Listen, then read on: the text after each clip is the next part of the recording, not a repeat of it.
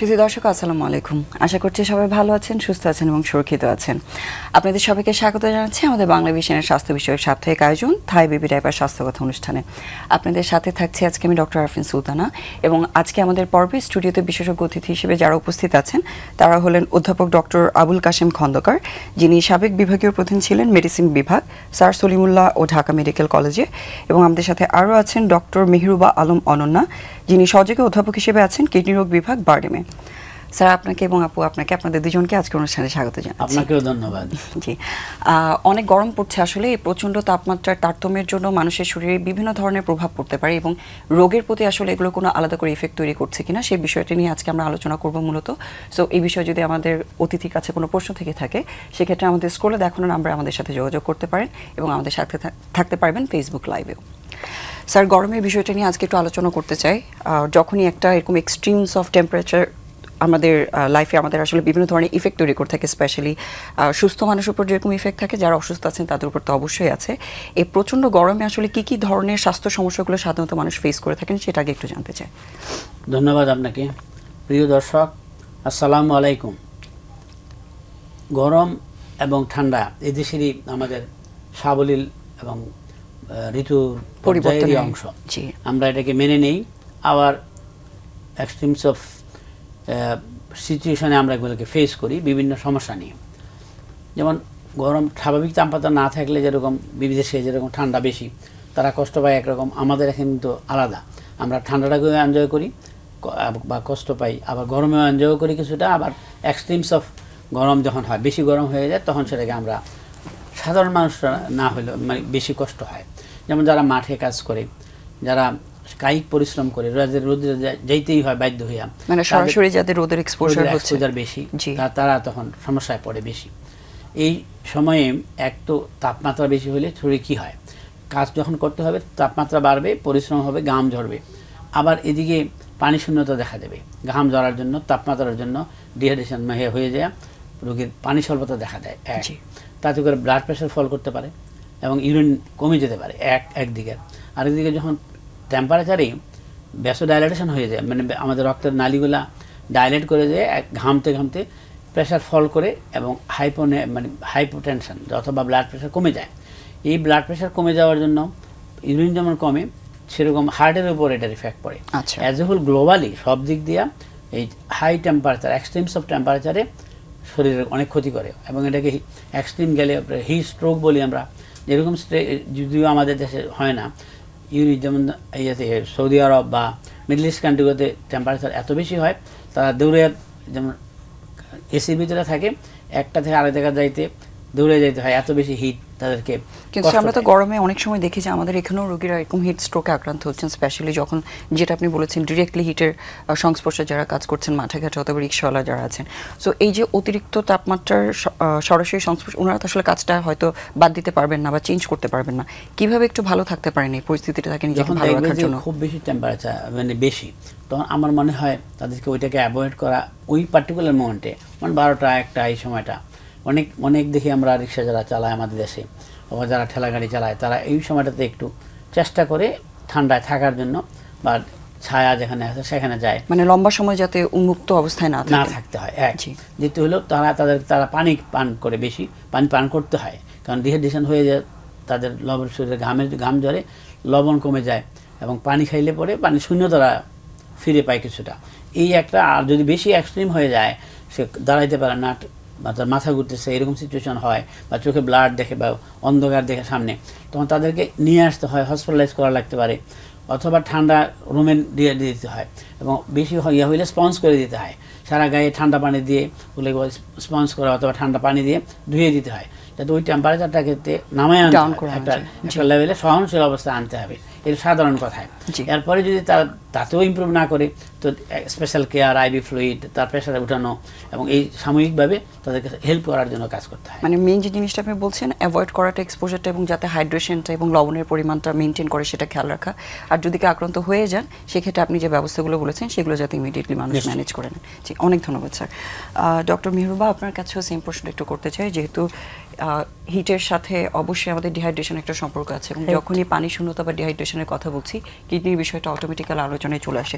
So kidney রোগ বিশেষজ্ঞ হিসেবে এই সামার টাইমটাতে আসলে সাধারণ মানুষের কোনো অসুবিধা হতে পারে কিনা সেটা আগে একটু জানতে চাই। অনেক ধন্যবাদ। প্রথমে আমি ধন্যবাদ দিব আমাকে আজকে আমন্ত্রণ জানানোর জন্য। এখন সামার একটা বা উচ্চ তাপমাত্রাটা এমন একটা জিনিস যেটা শুধুমাত্র যে কিডনি রোগীদের এফেক্ট করবে তা না, সাধারণ সবার জন্য, স্যার যেটা বললেন, সবার জন্যই পানি শূন্যতা বা ডিহাইড্রেশনটা ইম্পর্টেন্ট। কিন্তু কিডনি রোগীর জন্য বিশেষ করে, যেহেতু কিডনি আমাদের কি কাজ করে, শরীরের পানির ব্যালেন্সটা, পানির ভারসাম্যটা রক্ষা করে। তো যার কিডনি দুর্বল, সেক্ষেত্রে আমরা অনেক ক্ষেত্রেই পানির আধিক্য থাকলে, পায়ে পানি থাকলে বা শ্বাসকষ্ট থাকলে আমরা কম খেতে বলি পানি।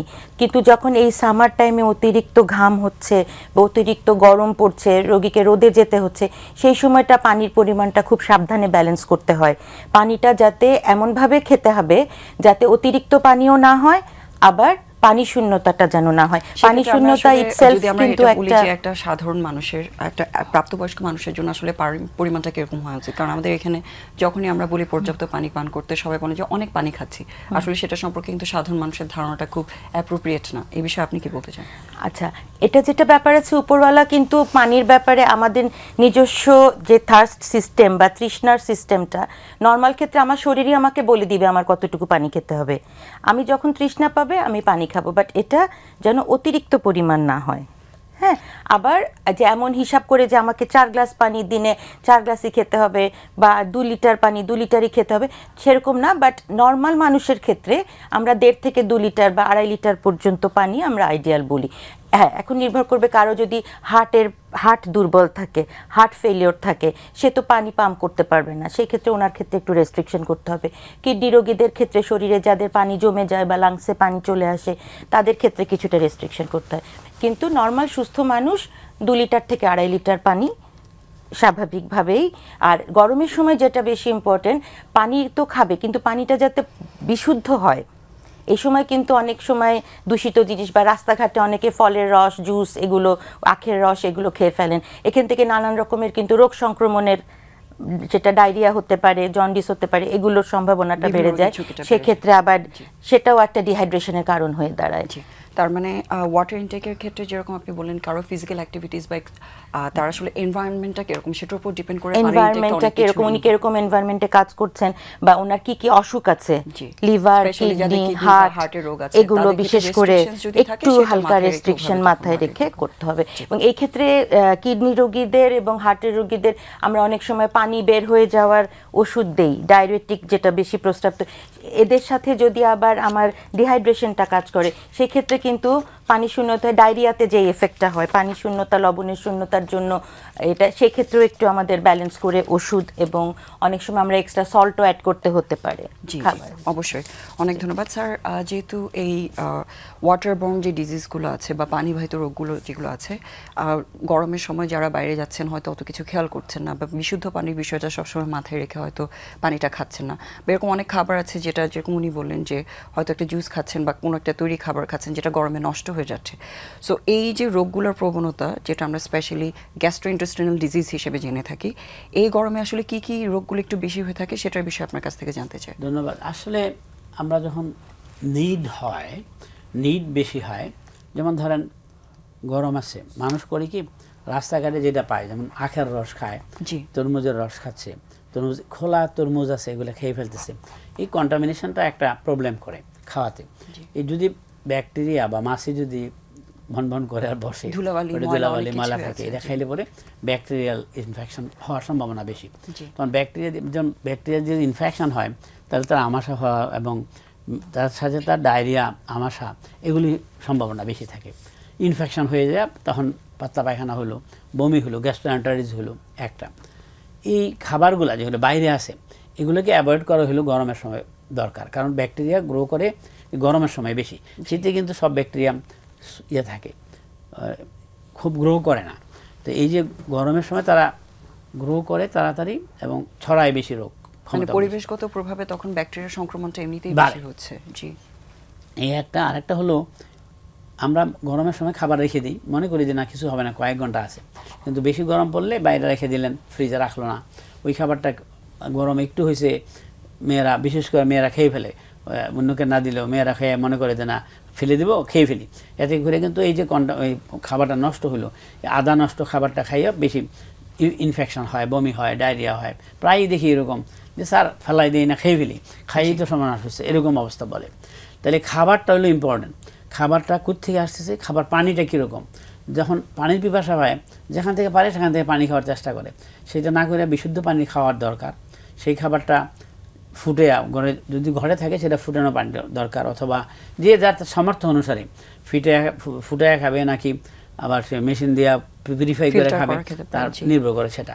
আর বাইরের যে ফলের জুসগুলা, যেটা অনন্যা বলল, সেটা হলো ইম্পর্টেন্ট। যে পাইলেই আখের রস খাওয়া, যে দেখি তরমুজ তো এখন আছে এখানে সেখানে, ওরা লাল কতগুলো দেখায় রেখে দেয়, আর ওগুলো দিয়ে খাচ্ছে মানুষে। এবং সবার যে অসুখ হচ্ছে তা না, আপনার সিস্টেম আমার সিস্টেম বিভিন্ন, আর ওই যেটা খাচ্ছি সেটা আসলেই কি নষ্ট হয়েছে নাকি নষ্ট হয়নি তার উপরও নির্ভর করে।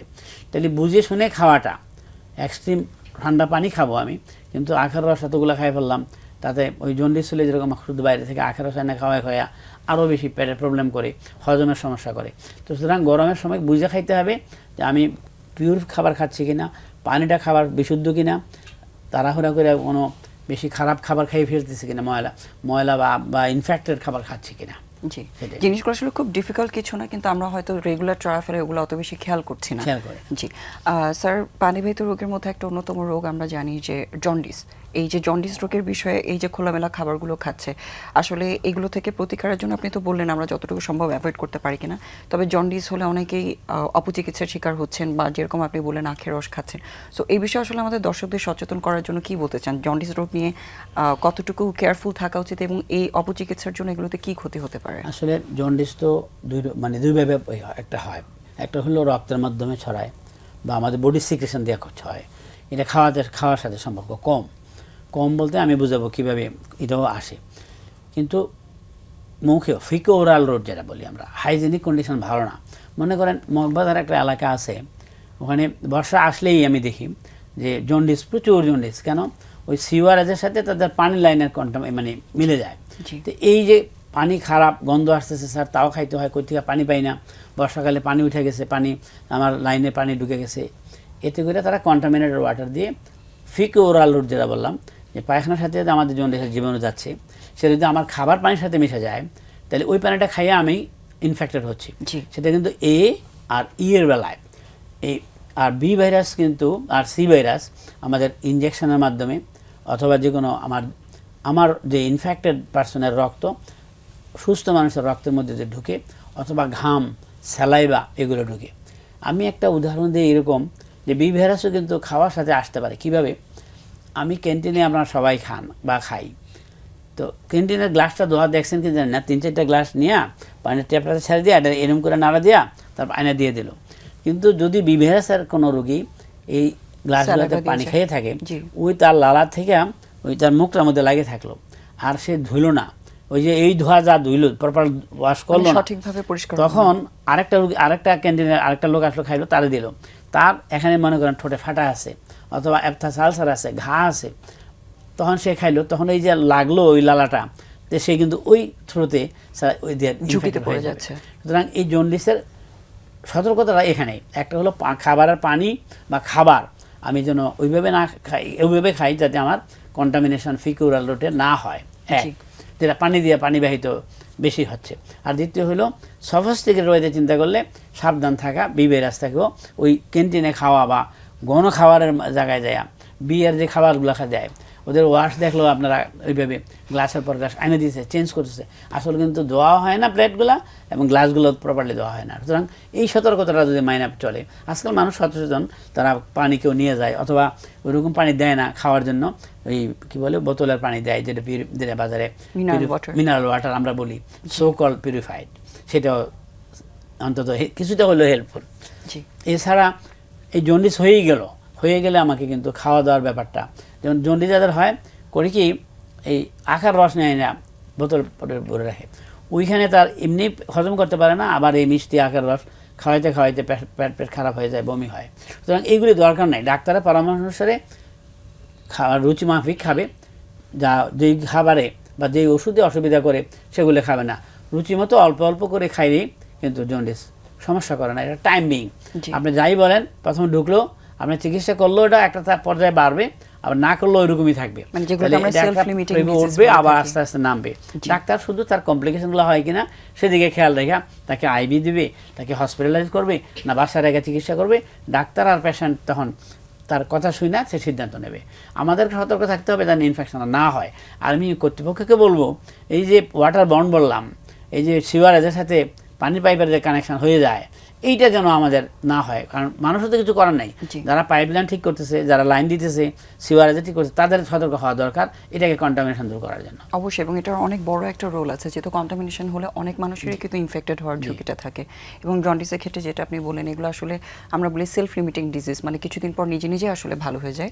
সেক্ষেত্রে ডাক্তারের পরামর্শ নিয়ে সঠিক বিশ্রাম এবং সঠিক খাবারটা খেলে বেশিরভাগ সময় এগুলো আসলে খুব বেশি সিরিয়াস কোনো কন্ডিশনেও যায় না। কিন্তু যদি পেশেন্টরা তাদের ইচ্ছা মতন এই ধরনের জিনিসগুলো ব্যবহার করে থাকে, তাহলে সেক্ষেত্রে ঝুঁকিটা কিন্তু বেড়ে যায় অনেক বেশি। জি, থ্যাংক ইউ স্যার। আপু, আপনার কাছে একটু জানতে চাই, সেটা হচ্ছে কিডনি রোগীদের ক্ষেত্রে ডিহাইড্রেশনের ইফেক্টের ব্যাপারে আপনি বলছিলেন। সো যাদের আমরা জানি বিভিন্ন ধরনের কিডনি ডিজিজের মধ্যে একটা আছে অ্যাকিউট কিডনি ডিজিজ, মানে হঠাৎ করে কিডনিতে ইফেক্ট তৈরি হওয়া, এটার সাথে আসলে গরমের বা ডিহাইড্রেশনের কোনো সম্পর্ক আছে কিনা?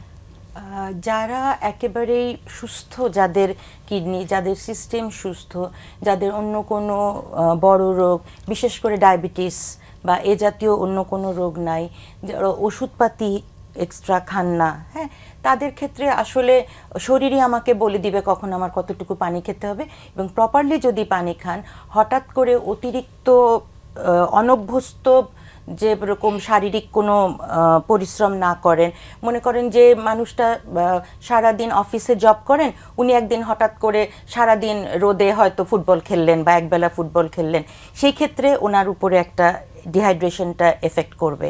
কিন্তু নর্মালি যে একটা নর্মাল লাইফস্টাইলের মধ্যে, রুটিন লাইফস্টাইলের মধ্যে, আবার যিনি ফুটবল খেলায় অভ্যস্ত তার কিন্তু সেই এফেক্টটা সেরকমভাবে হবে না, কারণ তিনি ওভাবেই পানি খেতে বা করতে অভ্যস্ত। বাচ্চাদের ক্ষেত্রে বা বয়স্কদের ক্ষেত্রে, বাচ্চাদের এবং বয়স্কদের ক্ষেত্রে, বিশেষ করে বয়স্কদের ক্ষেত্রে তো স্বাভাবিক, সবকিছুরই ওনাদের বয়সের সাথে সাথে সমস্ত সিস্টেমে একটু কম্প্রোমাইজ হয়ে যায়। তো ওনাদের ক্ষেত্রেও পানিটা এনশিওর করতে হবে। স্যার যেটা বললেন, খুব বেশি গরম রোদের টাইমটা ওনাদেরকে একটু পারলে ছায়াতে বা ঘরে রাখা, যেমন দুপুর 12টা থেকে আমরা 3টা 4টা পর্যন্ত বলতে পারি, যে খুব অতিরিক্ত যখন মধ্যাহ্নের রোদটা পড়ে সেই টাইমটা ওনাদেরকে সান এক্সপোজার না করা, ওনাদের অন্যান্য অসুখ মানে কিডনি বা হার্টের বিশেষ করে অবস্থা বুঝে ওনাদের পানিটা অ্যাডজাস্ট করা, যাতে পানি শূন্যতাটা কোনোভাবে এফেক্ট না করে। আর বিশেষ করে জ্বর হলে যেটা হয়, পানির চাহিদা কিন্তু বাড়ে, কিন্তু মানুষ খেতে পারে না, সেই ক্ষেত্রে একটা পানি শূন্যতার এফেক্ট হতে পারে। এই ব্যাপারগুলো আমাদের সচেতন থাকাটা খুবই দরকার। বিশেষ করে বয়স্ক মানুষের ক্ষেত্রে জ্বর হলে বা গরমের সময়টা ওনাদের পালসটা একটু আমরা মনিটর করতে পারি, মানে যদি পালসটা খুব দ্রুত চলে সেটা একটা ইঙ্গিত যে ওনার হয়তো পানি শূন্যতা। কারণ বয়স্ক মানুষের কিন্তু আমরা নর্মাল বা আমাদের বয়সে যারা একটা রোগ যত তাড়াতাড়ি বোঝা যাবে, বয়স্ক মানুষের ক্ষেত্রে বোঝা যাবে না, কিন্তু অনেক সময় অনেক কিছু মাস্ক হয়ে যায়, আড়াল হয়ে যায়। সেটা যেমন আমরা একটা পালসে হাত দিয়েও কিন্তু ওনাদের বুঝতে পারি যে নাড়িটা খুব দ্রুত চলছে, হয়তো উনি ফিল করতে পারছেন না, বাট উনি একটু ডিহাইড্রেটেড হচ্ছেন। সেই ক্ষেত্রে চামড়া কুচকে গেলে আমরা বাচ্চাদের যেমন বুঝতে পারি ডিহাইড্রেশন, বয়স্ক মানুষের কিন্তু চামড়া এমনিতেই একটুখানি লুজ হয়ে যায়, ঢিলা হয়ে যায়, কাজে চামড়া দেখেও আমরা বুঝতে পারবো না। হ্যাঁ, কাজে ওই একটু ওনাদের ক্ষেত্রে সতর্কতাটা আমাদের একটু বেশি। আর খাবার দাবারের ব্যাপারগুলো যাতে বিশুদ্ধ খাবারটা হয়, সবচেয়ে সুস্থ থাকার সবচেয়ে ভালো উপায় সবসময় হচ্ছে ঘরে তৈরি বিশুদ্ধ খাবারগুলো। আর গরমের সময় যেটা আমরা যারা বাইরে যাই বা বাইরে থাকি, আমাদের একটা টেন্ডেন্সি, গরম পড়েছে, খুব ঠান্ডা একটা ড্রিঙ্কস নিয়ে বা খুব ঠান্ডা একটা জুস নিয়ে খেয়ে ফেলাটা, এই খুব অতিরিক্ত গরম থেকে এসে যদি ঠান্ডাটা খেয়ে ফেলা হয়, সেক্ষেত্রে কিন্তু ঠান্ডা লাগার সমস্যা, যেটা আমরা এমনি বাংলায় বলি ফ্যারিনজাইটিস, গলায় ঠান্ডা লেগে যাওয়া একটা হয়ে যাওয়া, সেটা একটা সম্ভাবনা দেখা দেয়। সো আর বাচ্চাদের ক্ষেত্রেও সেরকম, স্কুলে খুব গরম নিয়ে রোদে হয়তো মাঠে দৌড়ে এসে 1 বোতল পানি বা একিয়ে পানি ঠান্ডা খেয়ে ফেললো, সেক্ষেত্রে একটু ঠান্ডা হয়ে খেলে ওদের এই যে রেসপিরেটরি সিমটমগুলো, শ্বাসকষ্ট মানে শ্বাসনালীর যে প্রদাহগুলো বা ফ্যারিনজাইটিস, গলা ব্যথা, এই জিনিসগুলোতে কম আক্রান্ত হবে তারা। জি, কেউ যদি এরকম লক্ষ্য করেন যে গরমের সাথে হয়তো পানি খাচ্ছেন ঠিকই, কিন্তু প্রস্রাবটা কম তৈরি হচ্ছে, সেটা কি আসলে কোনো কনসার্নিং ইস্যু তৈরি হতে পারে কিনা? অবশ্যই সেটা নির্ভর করবে আসলে কিরকম কমে যাচ্ছে। মানে কেউ আমরা নর্মালি রোগীদের বা আমাদের সবারই পানির হিসাবটা কিরকম, আমরা যা খাবো পানি বা যা আমাদের প্রস্রাব হবে তার থেকে আমাদের 1/2 লিটার পানি আমরা বেশি খেতে বলি রোগীদেরকে, বিশেষ করে যাদের কিডনির সমস্যা থাকে। কারণ ঘামে বা ঘামের সাথে বা নানা শ্বাসনালীর সাথে আমাদের কিছু পানি লস হয়, যেটা আমরা প্রস্রাব ছাড়াও লস হয় বুঝতে পারি না। কিন্তু যাদের ডিহাইড্রেশন থাকবে বা যারা রোদে কাজ করবে তাদের ক্ষেত্রে পানির পরিমাণটা তো অবশ্যই আমাকে বাড়িয়ে দিতে হবে, যাতে পানি শূন্যতাটা অ্যাভয়েড করাটা বিশেষ করে কিডনি রোগীদের ক্ষেত্রে খুবই ইম্পর্টেন্ট, পানির ব্যালেন্সটা। জি স্যার, জি জি ওই ডিহাইড্রেশনটা অ্যাসেস করার জন্য যেরকম বললো যে পালস এবং ভাইটাল সাইনগুলা, প্রেশারটা দেখা, অনেকে চোখ যেমন ভিতরের দিকে ঢুকে যায়, চামড়াটা লুজ হয়ে এটা যাচ্ছে। দেখা। জি আর ওয়েট চার্ট, ইনটেক আউটওয়েট, একটা হলো অব্লিগেটরি ইউরিনারি ভলিউম, জি যেটা যেমন ডিহাইড্রেশন হচ্ছে গরমেই হোক ডায়রিয়াতে হোক, কিন্তু পেশাবের পরিমাণ যদি মিনিমাম 500 ml হয় 24 আওয়ার্সের, তাহলে আমরা বলি অবশ্যই এটা এই তো কিডনিটাকে ঠিক রাখার জন্য, শরীরের সিস্টেমটা ক্রিয়েটিনিনটা না বাড়ার জন্য এই 500 ml ইউরিনটা জরুরি। এটা খেয়াল করলে যে 500 ml হয়েছে কিনা, তাহলে ডাক্তার বলবে যে হ্যাঁ। এই জন্য ইনটেক আউটপুট চার্ট একটা, যে কতটুকু খাইলো না খাচ্ছে, আমি ইউরিন হয় না খাওয়াইতে থাকলাম, এই যে ইউরিন হচ্ছে না, ফাংশনাল প্রবলেম বা কিডনি ডিজিজ আছে, তাহলে আউটপুটটা ইম্পর্টেন্ট। জি এবং অব্লিগেটরি ভলিউম যেটা 500 ml, এটা যেন ঠিক থাকে। এটা বডি অ্যাডাল্টের জন্য বলছি, বাচ্চাদের জন্য কম, বাচ্চাদের আলাদা আবার হিসাব থাকে। যাদের এরকম হঠাৎ করে কিডনি ইনজুরি হচ্ছে তারা আসলে কি করবেন? সরাসরি হাসপাতালে যাওয়ার দরকার আছে কিনা, নাকি বাসায় বসে আসলে এটা চিকিৎসা? অবশ্যই অ্যাকিউট যদি হয়, অ্যাকিউট কিডনি ইনজুরি বলি আমরা, আগে অ্যাকিউট রেনাল ফেলিওর বলা হতো, এখন টার্মটা চেঞ্জ হয়ে অ্যাকিউট কিডনি ইনজুরি। তো সেই ক্ষেত্রে অবশ্যই জরুরিভাবে কোনো একজন চিকিৎসকের মতামতটা নিতে হবে।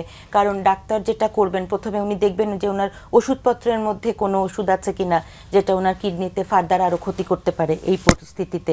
যেটা নর্মাল কিডনি ফাংশন থাকলে খেতে পারবেন উনি, ওই অ্যাকিউটভাবে যখন কিডনির কাজটা কমে গেল হঠাৎ করে, তখন আমাদের সাময়িকভাবে বন্ধ করতে হতে পারে, ডোজ কমাতে হতে পারে।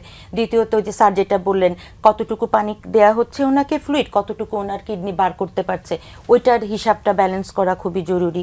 3 নাম্বার হচ্ছে ওনার প্রেশারটা মেনটেন করাটা জরুরি। অতিরিক্ত বাড়লেও কিন্তু, প্রেশার বাড়লেও কিডনির সমস্যা, আবার প্রেশার খুব কম থাকলে সেটাও একটা সমস্যা, আর আরেকটা জরুরি কারণ হচ্ছে কি কারণে ওনার অ্যাকিউট ভাবে কিডনিটা নষ্ট হলো, সেই কারণটা বার করার জন্য হসপিটালে ভর্তি হতে হবে এটা জরুরি না, কিন্তু চিকিৎসকের মতামত নিতে হবে। কিছু বেসিক পরীক্ষা নিরীক্ষা আমরা করে দেখব যে এর সাথে পানি শূন্যতার সাথে তার কোনো ইনফেকশন হচ্ছে কিনা, প্রস্রাবে ইনফেকশন হচ্ছে কিনা, অন্য কোনো ইনফেকশন হচ্ছে কিনা, প্রেশার খুব বেশি কমে গিয়েছিল কিনা, এর সাথে অন্য কোনো, অনেক সময় এখন আমাদের সোশ্যাল মিডিয়া বা এতে অনেক রকমের হোমিওপ্যাথিক আয়ুর্বেদিক ওষুধপত্র, ওই মোরিঙ্গা পাতা, তারপরে হচ্ছে লাল চা, নীল চা, নানান রকমের মানে জিনিস, খুব লোভনীয় কিছু মানে যে প্রোডাক্ট দেখা যায় যে ওজন 1 রাতের মধ্যে অর্ধেক হয়ে যাবে, প্রেশার কমে যাবে, ওষুধ খেতে হবে না, ডায়াবেটিস, এই জিনিসগুলো মানে আমাদের না, আমি রোগীদেরকে যেটা বোঝাই যে আমরা যাই শরীরে আমরা খাবো বা আমাদের শরীরে যাবে, ওটাকে বার করতে বা হজম করতে কিন্তু দুটো জিনিস, লিভার এবং কিডনি। লিভার এবং কিডনির মাধ্যমেই সেগুলো মেটাবলিজম হবে বা শরীরে ভাঙবে বা অ্যাবজর্ব হবে। সো এই এক্সট্রা বার্ডেনটা যখন আমরা কিডনিকে দিব বা লিভারকে দিব, এটা কিন্তু একটা হার্মফুল এফেক্ট হতে পারে, বিশেষ করে যাদের অলরেডি কিডনি বা লিভারে সমস্যা আছে। হ্যাঁ, আমরা অনেক রোগী পাই অতিরিক্ত পরিমাণে মোরিঙ্গা পাতা, ওই সজিনা পাতার গুঁড়ো অনেকখানি খেয়ে, আমি পেয়েছি 2-3 জন রোগী আসছেন অ্যাকিউট কিডনি ইনজুরি নিয়ে, এবং অনেকে স্পেশালি ডায়েট করতে গিয়ে, যেটা তার জন্য উপযুক্ত না, সেরকম ডায়েটিং করতে গিয়ে কিডনি ভুগছেন, এরকম আমরা অনেকেই দেখি, অনেক আমরা পাচ্ছি এগুলো। জি অবশ্যই, অনেক ধন্যবাদ। আমরা এখন একটা ছোট্ট বিরতিতে যেতে চাচ্ছি আমাদের থাই বেবি ডাইপার স্বাস্থ্য কথা অনুষ্ঠান থেকে। দর্শক ততক্ষণ পর্যন্ত আমাদের সাথেই থাকুন।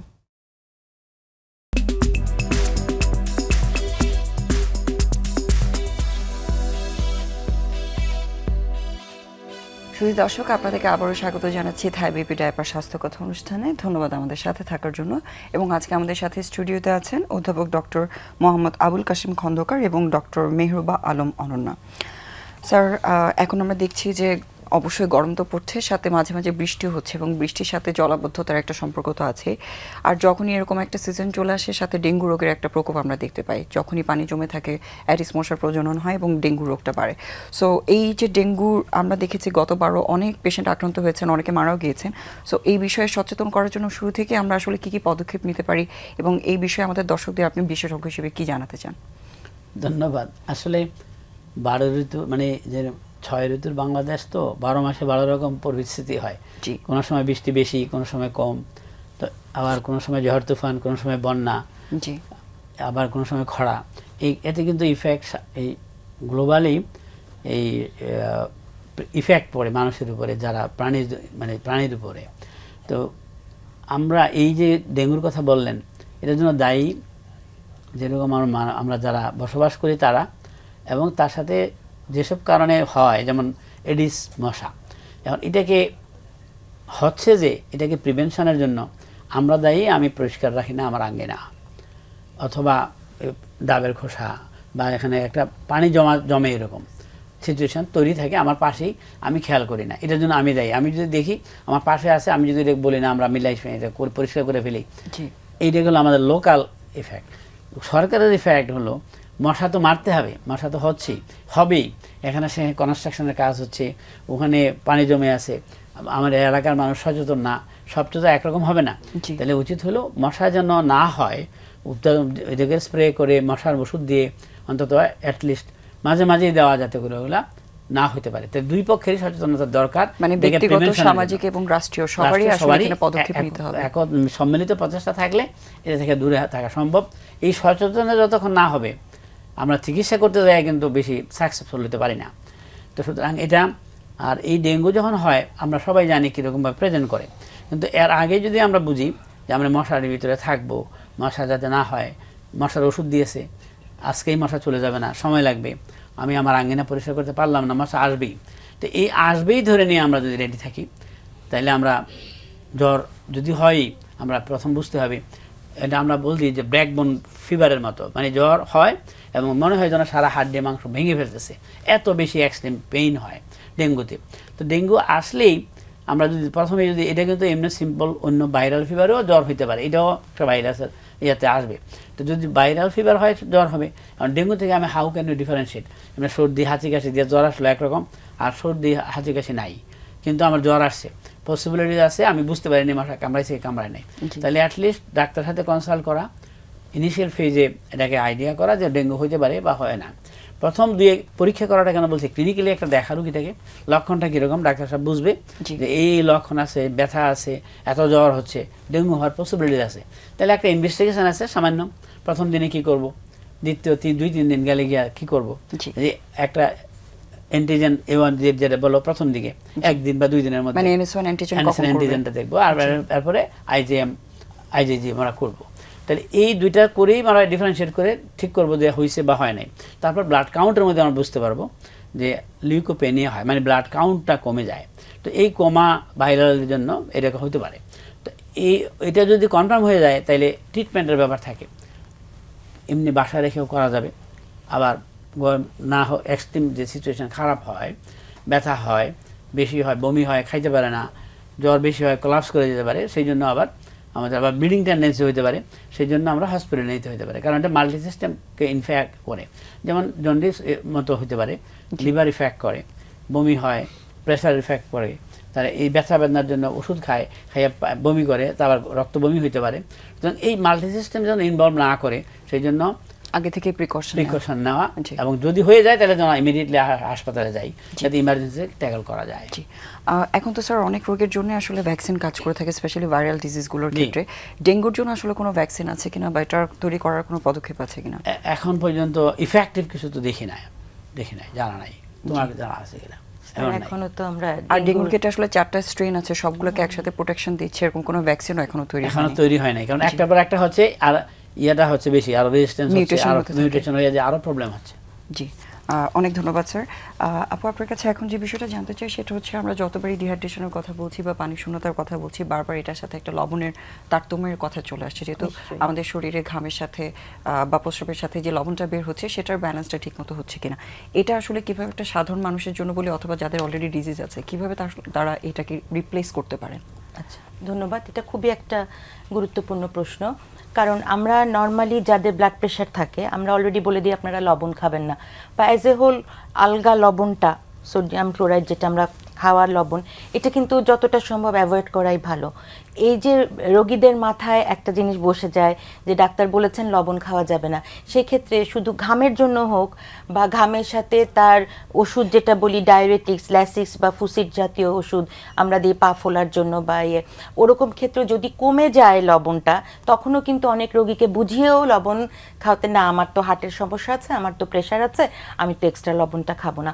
এটা পুরোটাই ডিপেন্ড করবে আসলে আমাদের শারীরিক চাহিদা এবং আমাদের কি এফেক্ট হলো শরীরে, যেটা আমরা একটা টেস্ট বলি সিরাম ইলেকট্রোলাইটস, লবণের পরিমাণটা অনেক সময় দেখা লাগতে পারে।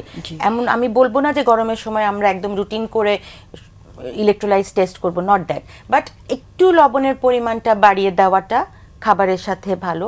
আর অন্য এর মধ্যে আমরা ডাবের পানিটা খেতে পারি, বাট ওই ডাবের পানি বলতে গেলে কি আসলে ডাব থেকেই খেলে মোটামুটি একটা বিশুদ্ধ জিনিস পাই এবং ওখানে সোডিয়াম পটাশিয়াম ভালো পরিমাণে থাকে, যেটা এনার্জিটা কাজ করে, সোয়েটের সাথে বা ঘামের সাথে যেই লবণগুলো বেরিয়ে যায় ওগুলো একটা ব্যালেন্স করে। আর যদি বিকল্প হিসেবে অনেক সময় আমরা খাবার স্যালাইনটাও, যারা খুব ডিহাইড্রেটেড হয়ে আছেন বা বাইরে করছেন, মাথা ঘোরাচ্ছে, মনে হচ্ছে প্রেশারটা একটু কমে গেল, মাপতে পারলাম তো বুঝলাম, সবার আজকাল ঘরে ঘরে আমরা ডিজিটাল প্রেশার মেশিনও রাখেন রোগীরা, প্রেশার কমে গেল বা হঠাৎ খুব লুজ মোশন, বমি হঠাৎ করে শুরু, সেক্ষেত্রে অবশ্যই খাবার পানির সাথে একটু লবণ অ্যাড করে খেতে পারেন বা ডাবের পানি অথবা খাবার স্যালাইনটা খেতে পারেন। এটা একটা অবশ্যই যাতে ওই রিপ্লেসমেন্টটা অ্যাডিকুয়েট হয়ে যায়। এটা কিন্তু আমরা সিম্পলি রোগী নিজেই বুঝতে পারবেন যে আমি তৃষ্ণার্ত কিনা, আমি তৃষ্ণার্ত কিনা। আমি যদি তৃষ্ণার্ত হই, সাধারণভাবে বলছি, আমরা এক্সেপশন আছে কিছু অসুখ বিসুখ, সেই লাইনে আমি গেলাম না, বাট সাধারণভাবে আমি যদি তৃষ্ণার্ত বোধ করি মানে আমার শরীরে, কারণ পানিটা যখন বেরিয়ে যাচ্ছে ঘামের সাথে তখন তার সাথে সোডিয়ামকে নিয়ে যাচ্ছে, লবণ কিন্তু সে নিয়ে যাচ্ছে। সো আমাকে শুধু পানি খেলে হবে না, একটু লবণ বা একটু পটাশিয়াম আছে বা ফল যেটা আমরা বলি ফলের রস, অবশ্যই বিশুদ্ধ, সেটা খাওয়াটা জরুরি। জি। আর এটার সাথে আরেকটা বিষয় একটু জানতে চাই, সেটা হচ্ছে স্পেশালি যাদের কিডনি রোগের সাথে হাই প্রেশার অথবা ডায়াবেটিস আছে, এই সামারে তাদের কোনো স্পেশাল যত্ন নেওয়ার দরকার আছে কিনা যাতে কিডনিটা ভালো থাকে, এই বিষয়ে কিছু বলতে চান কিনা? সেই ক্ষেত্রে প্রথম কথা হাইড্রেশনটা হতে হবে, ডিহাইড্রেশন যাতে না হয়, এবং যাদের বিশেষ করে কিডনি এবং হার্ট একসাথে, এরা তো আসলে আমি বলি দুই ভাই সাথে সাথে চলে। কিডনির পেশেন্ট কিন্তু আপনারা জানেন যে কিডনির কারণে যত কিডনি রোগী মারা যায় তার থেকে বেশি কিন্তু দুটো কারণে মারা যায়, এক হচ্ছে হার্ট, সেকেন্ড হচ্ছে ইনফেকশন। সো হার্ট আর কিডনি ওতপ্রোতভাবে জড়িত আমি বলবো, সাথে প্রেশার তো চলেই আসে।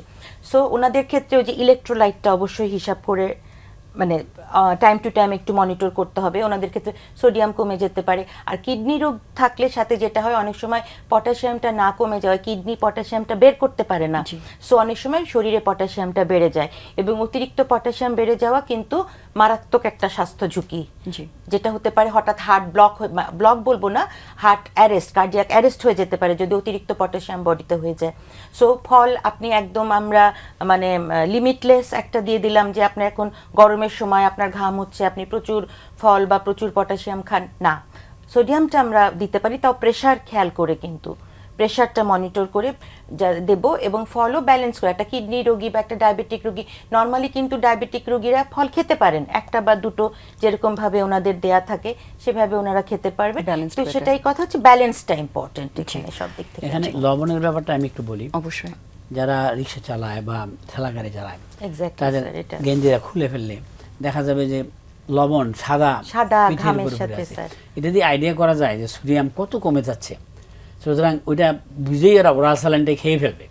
ওরাল স্যালাইনটা খেলে কিন্তু ব্যালেন্স হয়ে যাবে। ডাবের যা দাম আর ওরাল স্যালাইনের দাম পার্থক্য আছে। একটা রিক্সা চালা সে তো ডাব একটা খাইতে চিন্তা করবে, কারণ একটা ডাবের দাম 140 টাকা, 150 টাকা। এটা খাইয়া যতটুকু লাভ হবে না, ওরাল স্যালাইনটা খাইয়া যাদের ভিজিবলি এরকম লস হচ্ছে তারা যাতে একটা ওরাল স্যালাইনটা ইম্পর্টেন্ট, অ্যাট লিস্ট পানির সাথে লবণ আর চিনি মিশিয়ে যেভাবে খায় অনেক সময় সেটাও কিন্তু করতে পারে, তাও করতে পারে। আর এটার দামও বেশি না। জি স্যার, আপনার কাছে একটু যেহেতু জ্বরের বিষয়ে কথা হচ্ছিল, এখন তো আমরা দেখতে পাচ্ছি সিজনাল জ্বরের সাথে সাথে মিজলসের রোগটা অনেক বেশি বেড়ে গেছে, যেহেতু ইনফেক্টিভ ডিজিজ, অনেক ডেথও আমরা দেখতে পেয়েছি বাচ্চাদের মধ্যে। সো আমরা অনুষ্ঠানের শেষের দিকে চলে এসেছি, একটু মিজলসের ব্যাপারটা নিয়ে আপনার কাছ থেকে জানতে চাই। ধন্যবাদ। আসলে এটা সময়যোগী প্রশ্ন, কারণ হচ্ছে মিজলস হচ্ছে মারা যাচ্ছে। গত পরশুর বৃহস্পতিবারটা কালকার পেপারে আসছে 121 জন ইনফেক্টেড হয়েছে, এর মধ্যে 5 জন মারা গেছে। এটা তো খুবই ভয়াবহ, আবার বাচ্চাদের ওলা বেশি।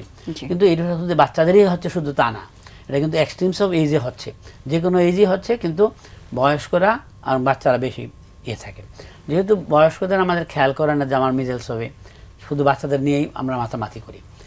এই রোগটা প্রথম বুঝতে হবে যে মিজলস হলো, প্রথম মিজলসের লক্ষণটা কী, যে বাচ্চা শুধু হলেই যে জ্বর আসলো বা কাশি দিল মিজলস কিনা। তো মিজলসের জন্য ওই 3টা সি বলে, যে জ্বরের সাথে কফ, কনজাংটিভাইটিস আর কলিজা, মানে হলো নাকে দিয়ে পানি পড়া। তাহলে সর্দি কাশি হলো, চোখ লাল হয়ে আর চোখ লাল হয়ে গেল, আর তার সাথে জ্বর আছে। এটা হলো প্রথম 2 দিন। তারপরে 1, 2, 3 দিনের মাথায় দেখা গেল, চতুর্থ দিনে যে কিছু র্যাশ আসলো। র্যাশগুলো মানে মুখে সাধারণত প্রথম দিকে আসে, তারপরে ঘাড়ে এবং কানের নিচে পেছনের দিকে আসে। এই সময়টা হলো, এই সময়টাই হলো এই 2-1 দিন, র্যাশ আসার আগে কয়েকদিন এবং র্যাশ চলে যাওয়ার পরে কয়েকদিন হলো ইনফেক্টিভ স্টেজ। তো এই সময়টাকে আমাদেরকে খেয়াল করতে হবে, যাতে আমি ওই পেশেন্টটাকে আইসোলেট করা এবং সেই জন্য কারোর সাথে কন্ট্যাক্ট না আসে।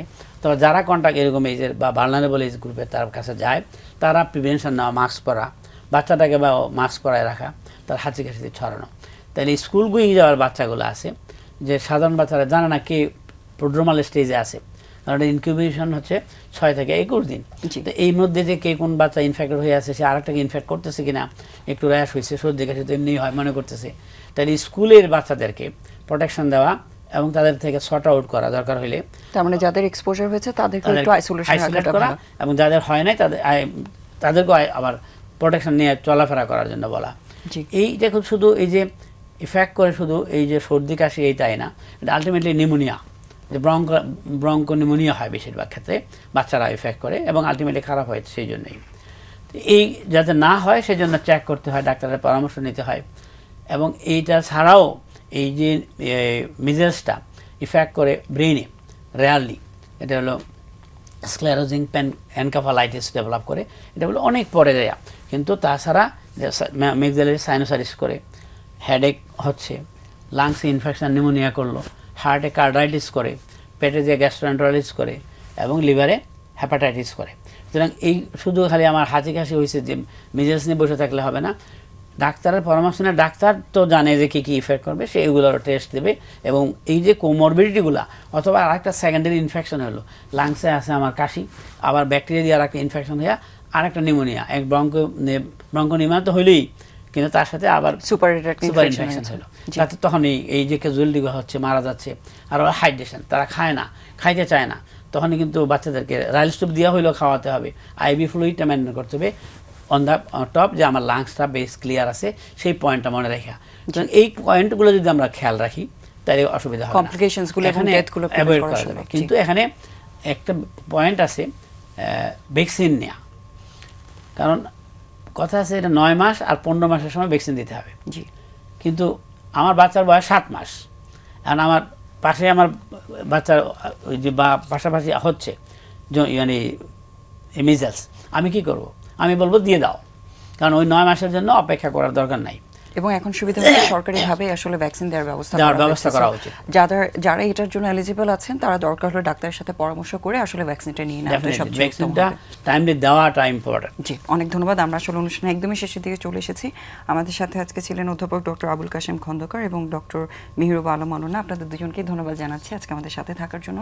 এবং দর্শক, আমাদের রোগের বিষয়ে আমরা কথা বলছিলাম, স্পেশালি যেহেতু সামার আসছে, একটু এগুলো খেয়াল করে, অতিরিক্ত তাপটাকে অ্যাভয়েড করে হাইড্রেশনটা যাতে আমরা মেনটেন করি সেদিকে একটু খেয়াল রাখবেন। এবং মিজলসের ক্ষেত্রে তো স্যার বলেছেন, আমরা যেটা বারবার মেনশন করি, যে আমরা যাতে একটু আইসোলেশনটা মেনটেন করি এবং নিউট্রিশনটাকে বজায় রাখাটা খুবই ইম্পর্টেন্ট, যাতে আমরা তাদেরকে, বাচ্চাদেরকে স্পেশালি প্রোটেক্টেড রাখতে পারি এই ডিজিজগুলো থেকে। আজকে আমরা থাই বেবি ডায়াপার স্বাস্থ্যগত অনুষ্ঠান থেকে বিদায় নিচ্ছি। ভালো থাকবেন সবাই।